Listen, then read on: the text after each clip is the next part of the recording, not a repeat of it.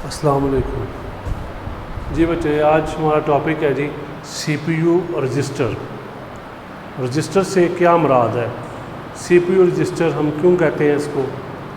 ये जी एक small high speed memory होती है, स्मॉल हाई स्पीड मेमोरी, यानी कि एक छोटी मेमोरी है लेकिन वो काफ़ी ज़्यादा तेज़ रफ्तार है, तो हम उसको रजिस्टर कहते हैं।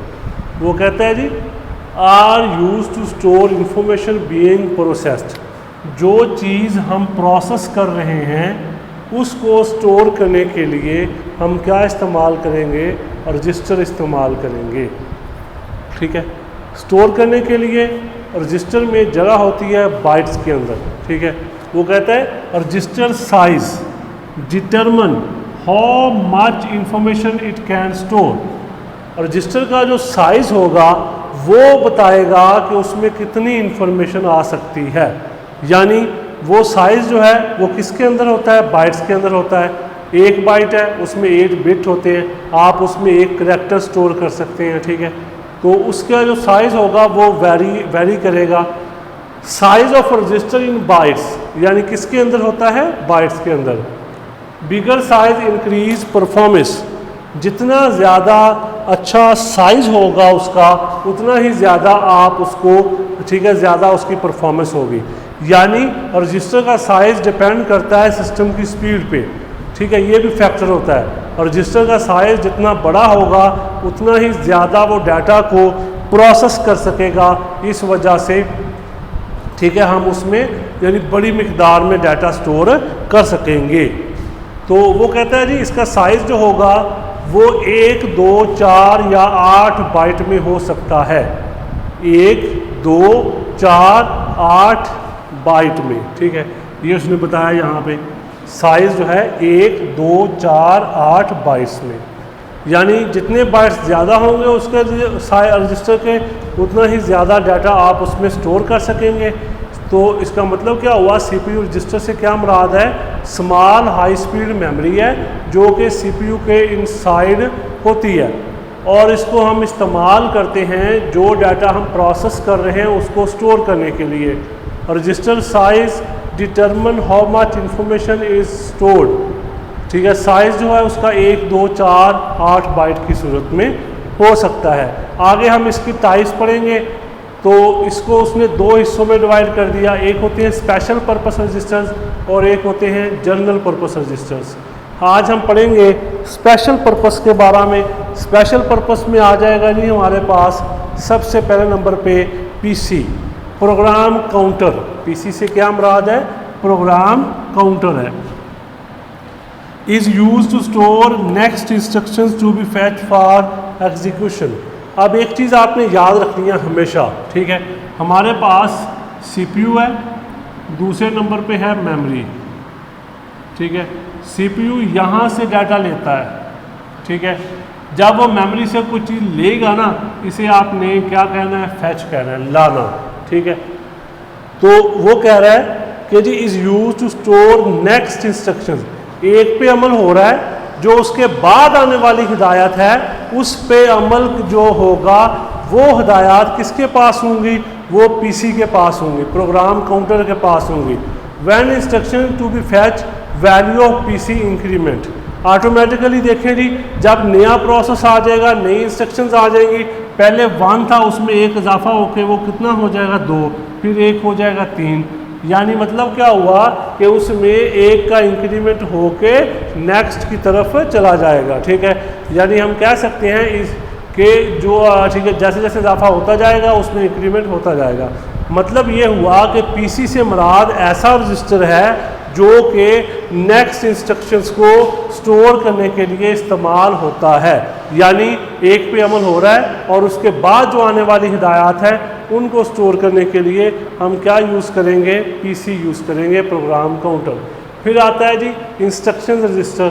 ठीक है, ये जी क्या करेगा, is use to store the fetch instructions. ठीक है, जो चीज़ हमने फैच की है उसको स्टोर करने के लिए हम IR यूज़ करेंगे, IR। ठीक है, और इसको फिर हम डिकोड भी करेंगे। ठीक है, देखेंगे कौन सा अमल करना है। फैच से मुराद क्या हुआ, मैंने अभी बताया कि हम जो चीज़ मेमोरी से लेके आए ना उसको सीपीयू के पास रखने के लिए कौन सी जगह हम इस्तेमाल करेंगे, IR। यानी IR वो रजिस्टर होगा जो कि उस प्रोसेस को, उस इंस्ट्रक्शंस को सेव करेगा जिसको हम कहाँ से लेके आए हैं, मेमोरी से लेके आए हैं। यानी हमने फेच किया है, उसको स्टोर करने के लिए हम क्या इस्तेमाल करते हैं, IR यूज़ करते हैं। इंस्ट्रक्शंस रजिस्टर्स कहते हैं इसको, ठीक है। और फिर हम उसको डिकोड भी करेंगे, यानी देखेंगे कौन सा अमल हमने उसके ऊपर करना है, ठीक है। IR रजिस्टर का ये काम है, जो हदायत हम मेमोरी से लेके आते हैं उनको स्टोर करने के लिए इस्तेमाल किया जाता है इसको। फिर आगे जी आता है मेमोरी एड्रेस रजिस्टर। अब सीपीयू ने मेमोरी से डाटा लेना भी है, मेमोरी को डाटा देना भी है। उसने उसको डाटा जब देना है तब भी कोई एड्रेस इस्तेमाल करेगा, जब लेना है तब भी कोई ना कोई एड्रेस इस्तेमाल करेगा। उस एड्रेस को मैनेज करने के लिए जो रजिस्टर होगा हम उसे कहेंगे MAR। It is use to store memory address being use by CPU.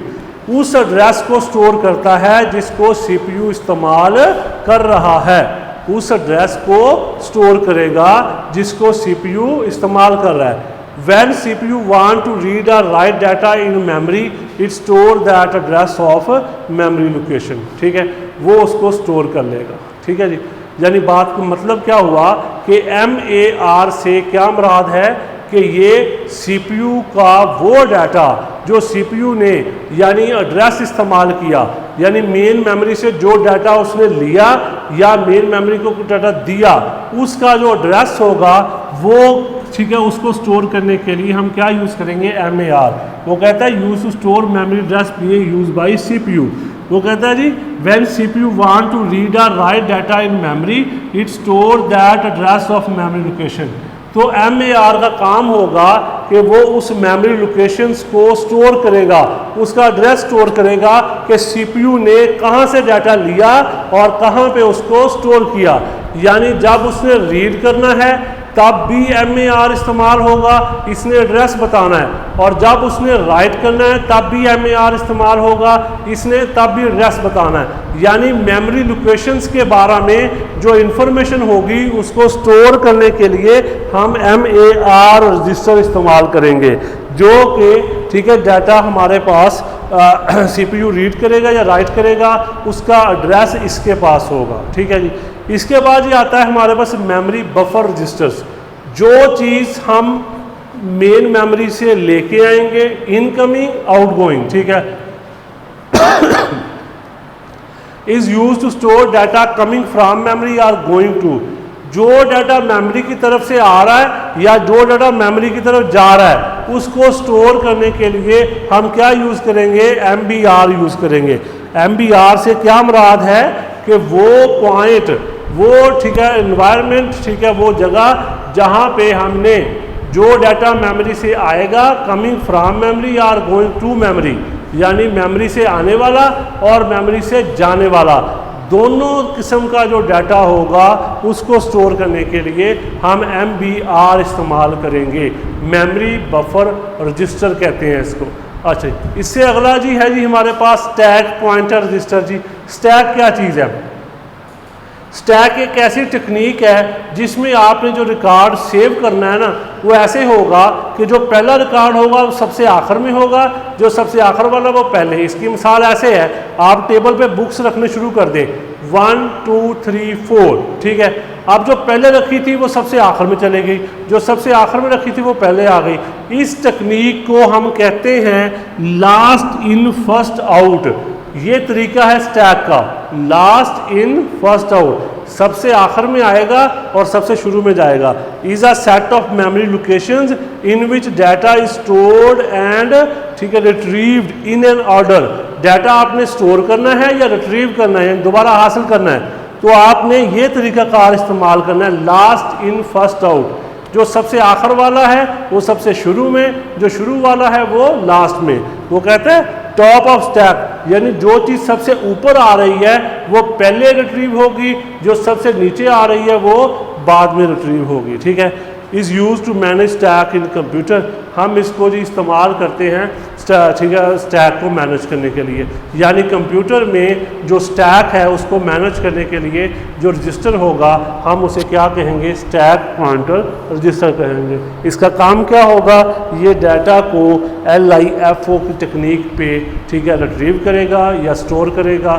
ठीक है, हम इसको स्टैक पॉइंटर रजिस्टर्स कह देते हैं। ठीक है जी, ये जी टाइप्स थी हमारे पास स्पेशल पर्पस रजिस्टर्स की। इसको आपने अच्छे तरीके से कर लेना है। अपना ख्याल रखिएगा। ठीक है, किसी भी किस्म का मसला मसाइल हो वो लाजिम उससे डिस्कस कर लिया करें। ठीक है जी, अल्लाह हाफिज़।